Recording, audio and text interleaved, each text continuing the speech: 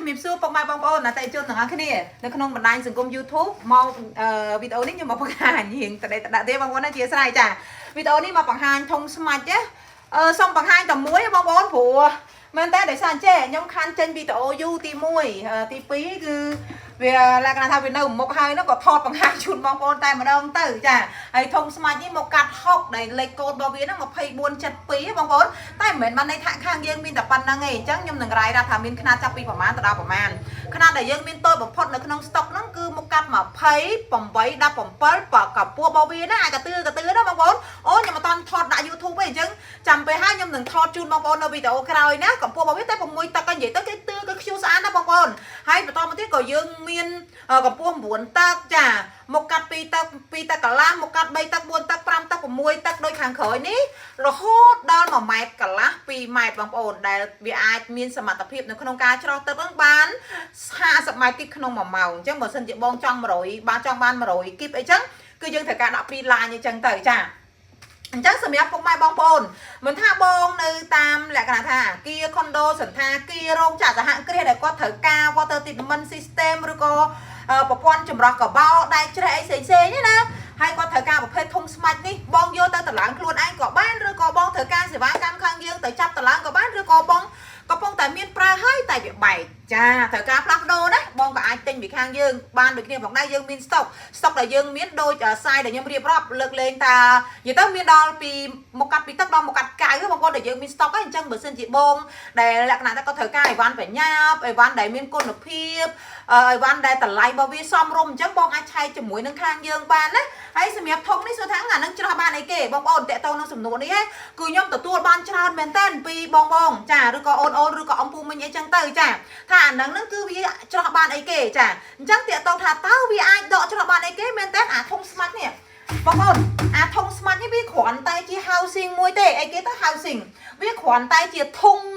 បំពង់មួយទេដែលយើងត្រូវការដាក់តម្រងខាងក្នុងដែលជាប្រភេទ media filtration media ហ្នឹងដែលយើងដាក់ទៅតាមប្រភេទទឹកក៏ដូចជាបញ្ហាទឹកដើមរបស់បងប្អូនជាស្ដែងក្នុងនោះបើសិនជាទឹកបងប្អូនអត់មានបញ្ហាដែរច្រេះអញ្ចឹងយើងត្រូវការដាក់ម៉ងកណេះនៅក្នុងនោះបងប្អូនដឹងអត់តេតទៅនឹងការដាក់ណាជាទូទៅ media គេអត់ដាក់ឲ្យពេញព្រាបទេបងប្អូនគឺគេដាក់តែចន្លោះពី50ទៅ70%នៃធុងទេគឺយើងត្រូវការគណនាតាមវេមកតាម volume របស់វាមកបងប្អូនណាចាហើយ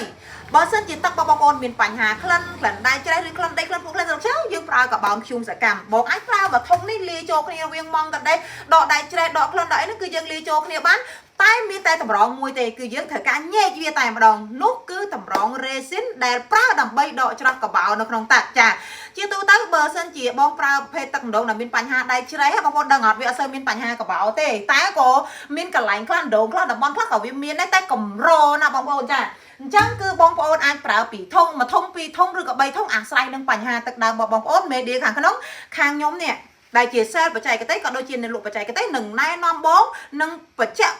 បញ្យលឬក៏បង្ហាញជាលក្ខណៈបច្ចេកទេសជូនពុកម៉ែបងប្អូនតែម្ដងហើយទាក់ទងនឹងមេឌៀឬក៏តម្រងខាងក្នុងដែលជាប្រភេទដកដៃច្រេះដកក្លិន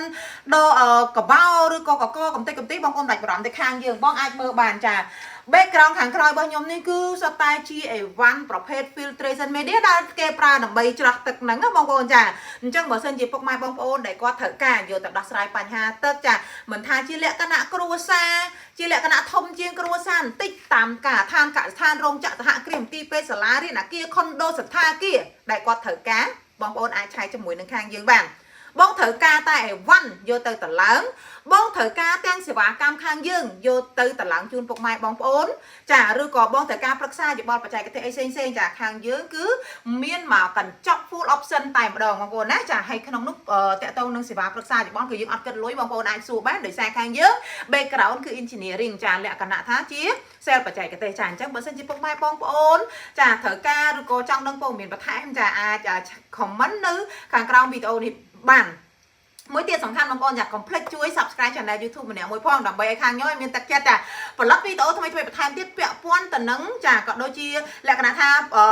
គ្រឿងចម្រោះទឹកបញ្ហាទឹកឬក៏អីផ្សេងៗទៅនឹង Water Treatment Technology និង Solution ហើយបើសិនជាបង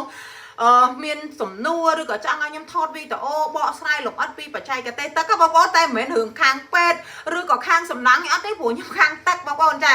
ចាពីទឹកស្អាតរហូតដល់វេះប៉ុន្តែវេះហ្នឹងយើងមាន supply តែ chemical ទេអញ្ចឹងបងអាច comment នៅក្រោមបានដើម្បីឲ្យខាងខ្ញុំចាអាចផលិតជាវីដេអូថ្មីៗចែកចាយចែករំលែកជូនពុកម៉ែបងប្អូនចាជាចំណេះដឹងអរគុណច្រើនបាយបាយជម្រាបលា